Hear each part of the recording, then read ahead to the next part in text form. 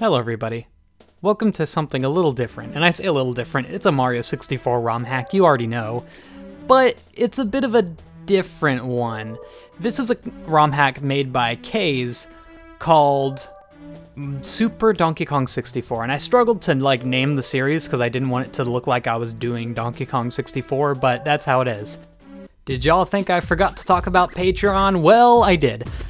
Here's my Patreon supporters on the right-hand side of the screen. These are the people that have donated more than $10, and at the current moment in time, they actually enable me to live a comfortable life. I would not be in a good position without them, so thank you all so much, and if you would like, feel free to donate any amount. Anyway, back with the show. You'll notice I have 1 star here. I just wanted to test it out, see how exactly it works. We'll get into it while I explain things. This is, as you can see, a ROM hack where the world of Donkey Kong 64 has been translated into a Mario 64 ROM hack. So everything's here, King K. Rool's Island, the Banana Fairy Island, Donkey Kong's Island. I've explored a very, very tiny part of this, mainly because I wanted to keep it as blind as possible, because it's something different. You'll see what I mean in a few seconds, but I did want to inform myself on some of the major points of the game. So we come back here, looks like Pauline. There's really nothing, I've been told, in this beginning area. We wanted to visit Donkey Kong, but for some reason he doesn't have a ladder out. I wonder if something happened over here. I don't really know. Looks like we have a bit of a spot here. You might notice these are being remade basically from Donkey Kong 64. So what I wanted to add, basically this whole thing is really interesting because it's one of the first ROM hacks that Kaze made that had custom programming. And by that extension, one of the first Mario 64 ROM hacks that have programming at all. Because Kaze is really the one that's known for that, you know, Chaos Edition, Last Impact, basically any ROM hack that has anything weird in it, it was by Kaze. So it was a real experiment for him, and he did this in the form of adding in special moves into the game. So you're going to see exactly how that works soon, but for now, we're just going to head into Jungle Japes. And another thing about this ROM hack, it's just one big connected world. It's not like you choose, there's no level select, there's nothing like that. You just go into these worlds and collect stars, and because of that, there's actually no teleporting you out of the stage if you collect a star. I don't know how to get that. I'm not sure what the intended way is. Doesn't seem like there's really a way to wall jump. There might be a way to get it if you use some of the power-ups I was mentioning earlier. I'm not actually sure if there's a 100 coin star, but I'm going to go ahead and collect 100 coins just to make sure. So yeah, it's very unconventional as far as ROM hacks go because of that. Also, the music is really loud in this area. Really unconventional for ROM hacks, so it'll be a fun experiment to get through this. I'm looking forward to Kaze's next ROM hack, which is actually going to be... Oh wow, a 1-up. It feels like he put secrets in all the appropriate areas so that there's not a star. Anyway, I'm really looking forward to Kaze's next project, which is a Legend of Zelda Ocarina of Time remake in Mario 64 ROM hack, and this is very much kind of a precursor to that, in the fact that it's going to be open world, the stars don't really teleport you out, and he's adding in a whole bunch of custom abilities that, you know, the original game obviously did not have. Like, this one's going to have basically the abilities you get from Cranky Kong when you, when you get a bunch of banana coins, I believe it was. And I want to say this right now. It's interesting playing this simply because I'm not really, myself, a huge fan of Donkey Kong 64.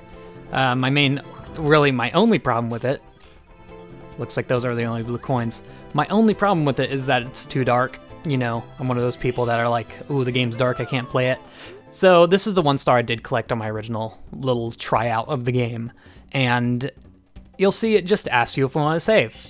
And boom, that's it. Doesn't teleport you out or anything. You've recovered one of the golden stars, which with every star you also gain star power, which you can trade for new techniques at Cranky's Labor. I'm assuming that's supposed to be like laboratory or something like that. Once again, I'm still looking for coins here. I'm not sure if there's even going to be 100 coins, or maybe he changed it to 80 coins, but that's more of a Brodude thing, so I'm not sure.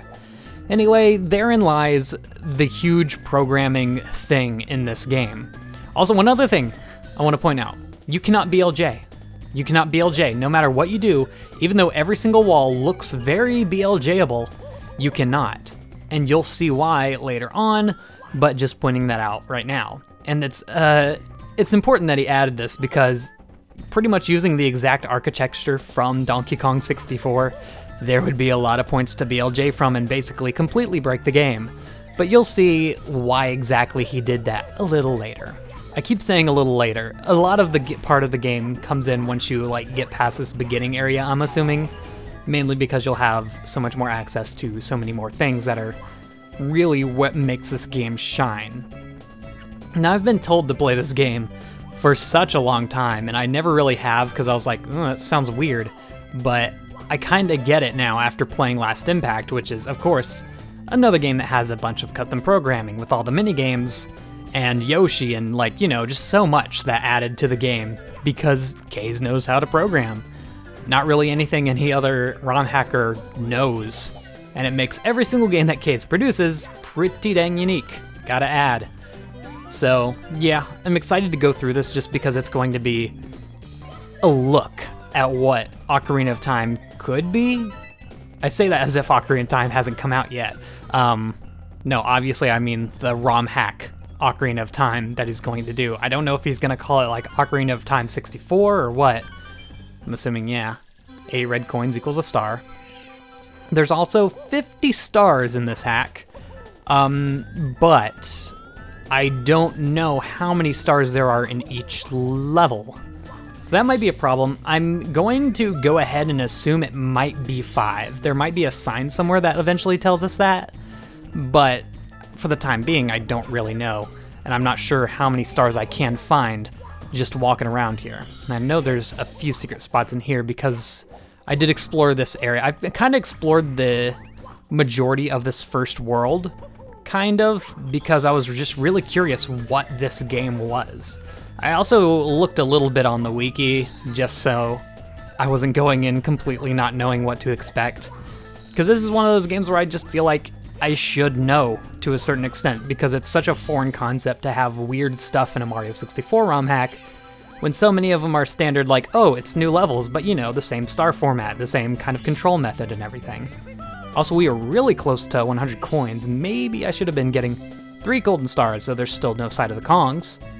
Oh yeah, I guess these are gonna drive in the story of the Donkey Kongs into this. I guess I should have been collecting a lot of these Goomba coins while we were going through. That's no problem. I can get a bunch of them on the way back. I just assumed I wouldn't really need them. I don't know how many coins there are, once again, but I think we've seen enough to where there should be enough just through Goomba coins. So this is an interesting area. Not sure what these doors are here yet. Maybe it'll give me a text box if I go up to them. Oh? Do these unlock the next worlds? Reacting to the star power, the door slowly opens. Wait, what? Oh, that is a world warp. That is world 2. Huh. Okay, what if I go to like the last one here? Surely I don't have enough here. More stars to open the door. That's all it says. Okay, interesting. Anyway, this is where the game gets cool. Talk to, I'm assuming, young Toadsworth from Partners in Time.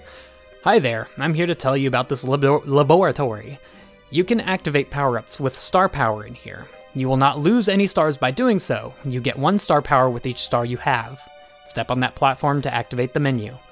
Use the D-pad to scroll the menu. Use the A button to confirm buying. These power-ups exist.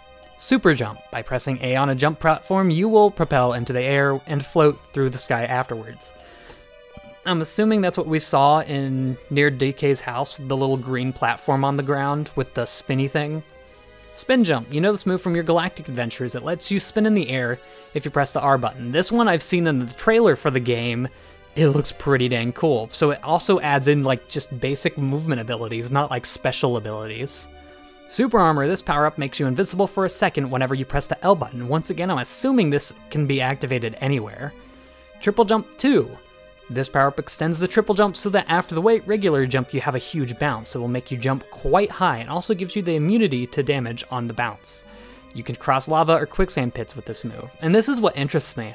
It makes me wonder, Can you actually, are you invincible when you do the triple jump kind of thing in normal Mario 64? You know how it changes your triple jump when you have 99 lives? Is that what this is? Anyway, BLJ, you might already know the famous BLJ glitch the original game had. Someone has fixed it and he won't give it back until you buy it.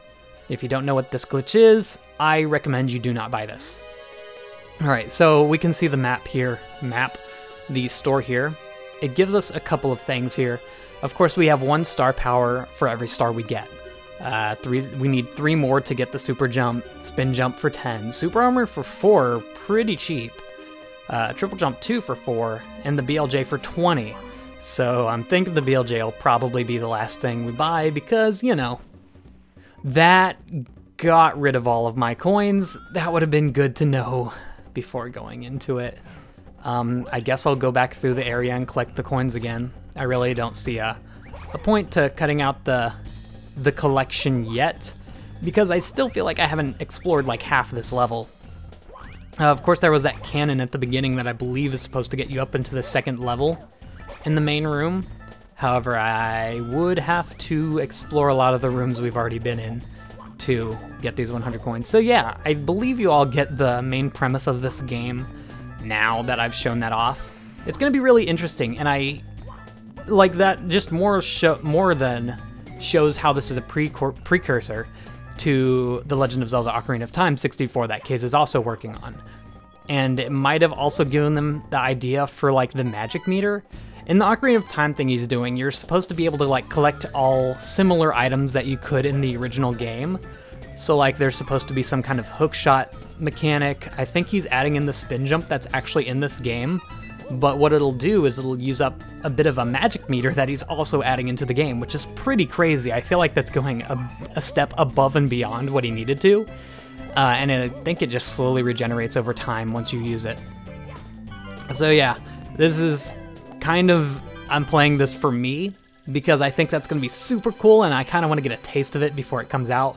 You'll definitely be seeing that game on this channel, I guarantee you, just so y'all know. He says it should be done like sometime in the later half of the year. Not sure when exactly. He said he's also doing a bunch of work on Mario 64 Online, and he's trying to make it to where it'll also work in all these different ROMs. Before we go ahead and collect all the rest of the coins, let's actually explore the second half, the second top part of this level. Just to make sure there's not like 20,000 coins up here that we're missing out on. But yeah, I also don't know how exactly long this will be. It doesn't, I'm not going into Snide's HQ because I don't know if it's going to take away all of my coins. Yeah, sometimes there's just like empty areas where some of the bananas, the golden bananas, would be in the original game. So that's going to be a little odd. Seems like there wasn't really that many coins up here to begin with. Yeah, I have to wonder how many stars there are because I know there's 1 star right over there. It's popped up a couple of times while I was walking around here. A MIPS. Okay, then maybe there's more than 5 stars in every level, because that would mean we already have 3. We'll get the 100 coin star, there's that, and then I'm assuming MIPS will give us a star as well. So that would, of course, add into over 5. Maybe it's 6 every stage, I don't really know. I almost bopped that Lakitu with that jump, and that would have been the coolest thing ever. Pretty sad that it didn't happen. I'm assuming there's got to be like another cannon somewhere around here to get to that star over there. And these vines are just as perilous as they are in the original game. There's also a Bubba in the water below us, so that's a bit scary. Also, one thing I want to mention, when I was playing this game, just testing it out, it was really weird because I was like trying to do, oh, you need this jump power to get over to it. Huh, so we actually are going to have to retread our path to get to some of these stars in the previous levels. I believe that power-up was like 6, so maybe we should be able to get back to it pretty fast. I feel like the spin jumps are the only thing that are the only things, the only power-ups that is, that are going to enable us to get more stars. I feel like everything else is going to be pretty dang optional.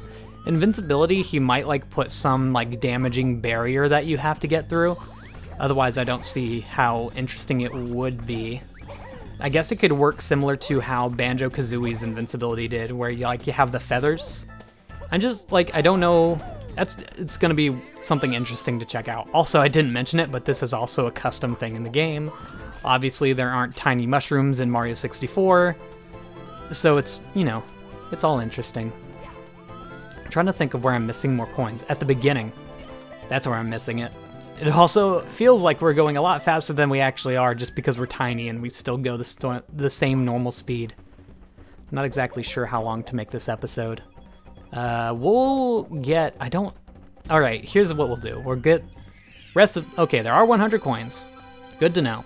Get this 100 corn star, I say. We'll see if we can figure out how to get to MIPS. I'm assuming it might have something to do with Funky Kong's shop, or is that Funky Kong's shop? I don't even remember. And Snide's HQ, but if not, we'll go ahead and end it. But yeah, I hope you guys like this one, because okay, guess we're going into Funky Kong's shop. There is absolutely nothing, and that makes me think that's probably going to be the case for Snide's HQ. There's a Bubba. There's a Bubba right there. Probably going to be the case for Snide's HQ as well. Also, one little tiny note that I didn't mention. He's made the cannons look like barrels. That's really cool. Let's not shoot into the tree, because apparently it has a ever-extending hitbox into the sky. Surely there's nothing there. Okay. Well, in that case, I'm not exactly sure how to get to MIPS over here. Do you think maybe it would take the infinite BLJ to get back there or something? Not really sure. Is there like anything at the top of this? I doubt it. I guess that does it for the first world for now. I'm not really sure how exactly to get to this dude. It's confusing. I think it might be a power-up to get in there. I really don't know. Anyway, we do have that warp at Cranky's, so I'll go ahead and make my way there. Nothing behind this. It's not.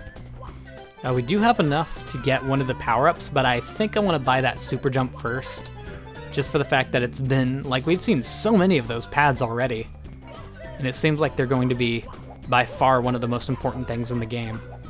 So I'm going to assume every world has 6 stars. I don't know how long this is going to be because there's only 50 stars in the game. Anyway, see you all when we go to the second world. I don't even remember what it's called. See you all then, and goodbye.